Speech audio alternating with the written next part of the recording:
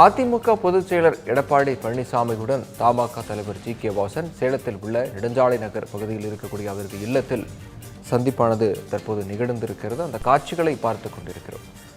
அதிமுக பொதுச் செயலர் எடப்பாடி பழனிசாமியுடன் தமாக தலைவர் ஜி.கே. வாசன் சந்திப்பை மேற்கொண்டிருக்கிறார்.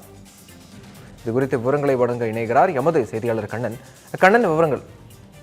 வணக்கம் விக்னேஷ்.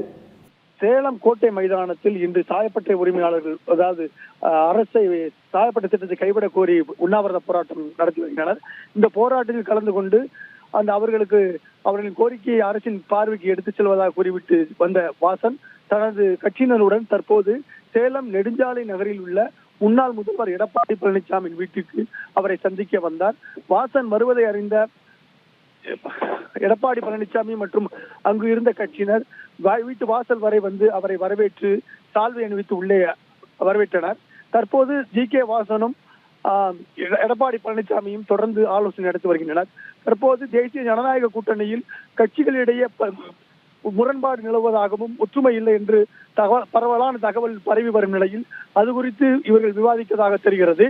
மேலும் தேர்தலுக்கு இன்னும் சில மாதங்களே உள்ள நிலையில் தேசிய ஜனநாயக கூட்டணி எப்படி வலுப்படுத்துவது, கூட்டணி கட்சி தலைவர்களை ஒருங்கிணைப்பது மற்றும் தேர்தல் வியூகம் குறித்து ஆலோசனை நடப்பதாகவும் தகவல்கள் வெளியாகியுள்ளது. தொடர்ந்து 11:20 மணிக்கு தொடர்ந்து ஆலோசனை கூட்டம் தொடர்ந்து நடந்து வருகிறது. விக்னேஷ்,